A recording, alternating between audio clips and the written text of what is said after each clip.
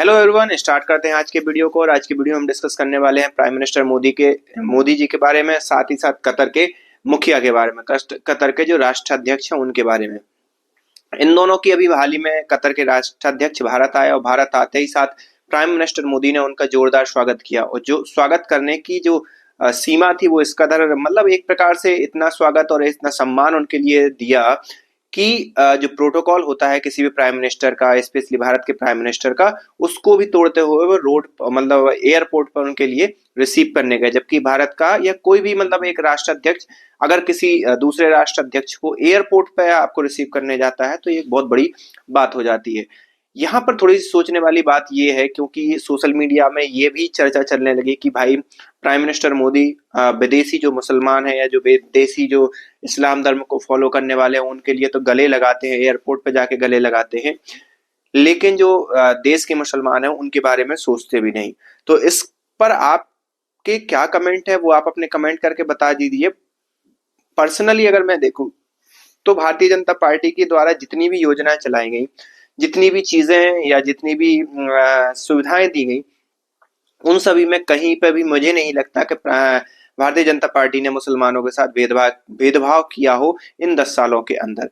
हाँ, आप राम मंदिर के मुद्दे को, धारा 370 के मुद्दे को लेकर अगर मुसलमान कुछ खुद में ही हीनता की भावना और खुद के अंदर डिफीट की भावना फील करते हैं तो वो एक अलग मसला हो जाता है।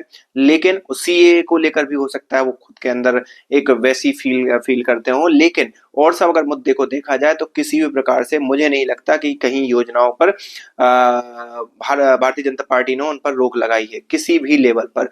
दूसरी बात एक और कहें कि अगर हाँ कोई अपराधी है तो उस पर भी नो डाउट कार्रवाई हुई है, चाहे वो किसी भी धर्म, जाति और लिंग का हो, उस पर भी एक प्रकार से कार्रवाई की गई है। तो उसमें भी अगर उनको लगता हो तो ये एक अलग मुद्दा है। बाकी अगर और ओवरऑल देखा जाए तो कहीं पर भी मुझे नहीं लगता कि प्राइम मिनिस्टर मोदी ने इसको वो किया है। अब दूसरी बात ये आती है कि आखिरकार उनके लिए जो कतर के जो है राष्ट्राध्यक्ष है उनके लिए इतना बड़ा प्रोटोकॉल तोड़ा क्यों गया।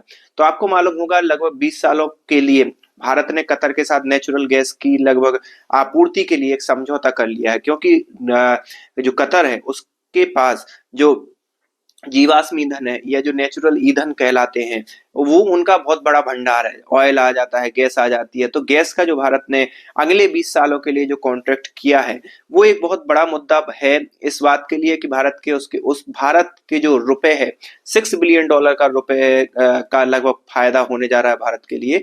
तो सीधी सी बात है, ऐसे राष्ट्राध्यक्ष को भारत के प्रधानमंत्री स्वाभाविक सी बात है रिसीव करने जाएंगे। और 2047 आपको मालूम होगा भारत के वर्तमान प्राइम मिनिस्टर नरेंद्र मोदी जी ने 2047 को भारत के लिए विकसित भारत बनाने का लक्ष्य भी रखा है। तो इन सब चीजों को देखते हुए मेरे को नहीं लगता कि किसी प्रकार से उनका निर्णय गलत है, सही है। बाकी आप जो समझते हो, जो भी सोचते हैं, आप हमें कमेंट करके बता सकते हैं। मिलते हैं नेक्स्ट वीडियो में, तब तक के लिए थैंक यू।